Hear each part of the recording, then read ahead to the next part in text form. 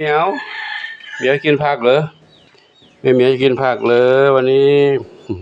ชาวสวนเก็บผักมาขายให้กับน้องกระต่ายแล้วหลวงปู่ซื้อไว้นี่นะ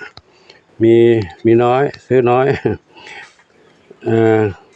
1 2 3 4 5 6 มัดมัดละ10 บาทมัดละ10 บาท60 บาทมีแค่นี้ก็ซื้อแค่นี้แล้วเนาะเพราะเขามีเยอะหรอกเขาเก็บเยอะแต่เรามีตังค์น้อยก็ซื้อตามตังค์ที่เรามีน้อยซื้อไว้ให้กินวันนี้ก็คงจะหมดแล้วนะเดี๋ยวเอารากของปลาปักชำไว้นะไปให้น้องเหมียวให้น้องกระต่ายข้างในบ้างกันเนาะไปเร็วไปให้กระต่ายก่อนถ้าเรามีปัจจัยก็ซื้อไว้ทุกวันก็ได้นะไปผักสดไม่ต้องไปเก็บก็ลำบากเก็บยากอยู่ในป่าในน้ำในเลอะเทอะในโคลนในลำห้วยถ้าซื้อที่เขาปลูกในสวนปลูกในแปลง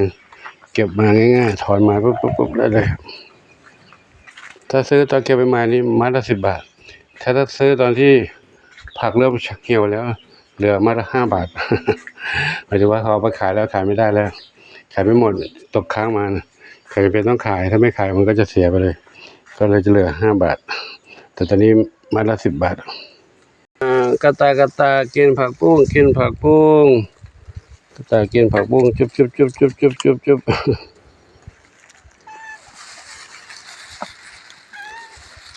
เหมียวเขากินด้วยเหรออยู่กับกระต่ายด้วยมีไปด้วยกระต่ายกินผักบุ้งจบกินผักบุ้งเนาะปู่ซื้อผักมาให้แล้วกินได้เลยกระต่ายน้อยมาแล้วปู่ซื้อผักมาแล้วอาหารมาแล้วกินเลยจบแค่นอนอยู่ในอุโมงค์ไม่ขึ้นมาแล้วลูกขึ้นมาแล้วมากินแล้วนอนแล้วเหรอกินจุบจับในอุโมงค์กี่ตัวน่ะ1 2ในอุโมงค์นั้นน่ะโผล่หัวมาแล้วมาแล้วในอุโมงค์โผล่หน้ามากินแล้วขนอนด้วยกินด้วยกันจุบอยู่ดีมีสุขเรื่องเด้ออยู่ดีมีสุขนะเจนนวรัตน์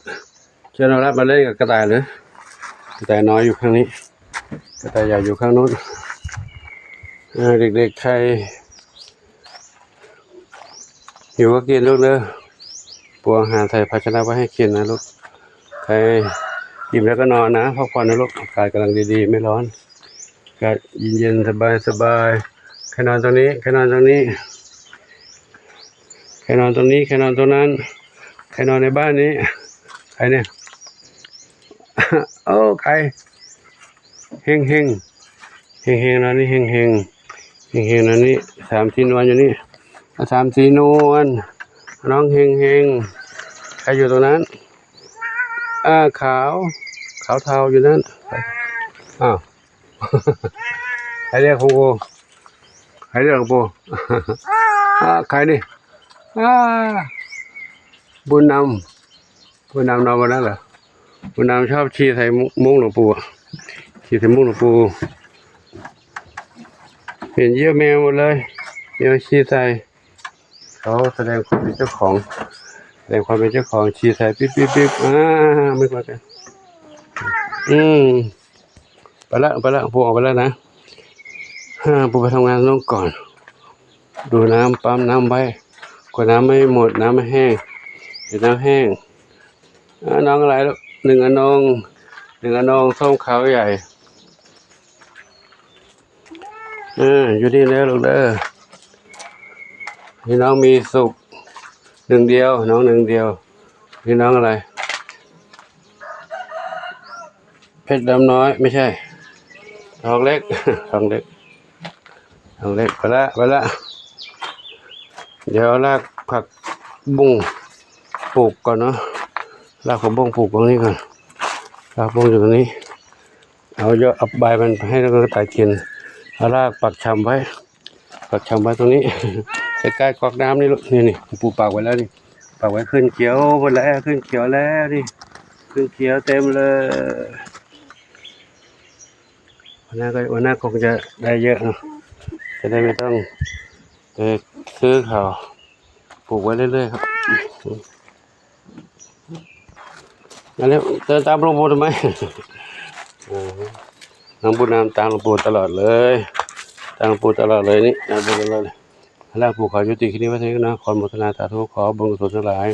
จงเป็นพระปัจจัยนำความช่วยให้ทุกคนทุกท่านพบความสุขความเจริญมีความสุขกายสุขใจปรารถนาที่ใดขอได้ทุกความมุ่งมั่นปรารถนาทุกกันทุกคนทุกท่านเถิดสาธุอายุวโนสุขังพลัง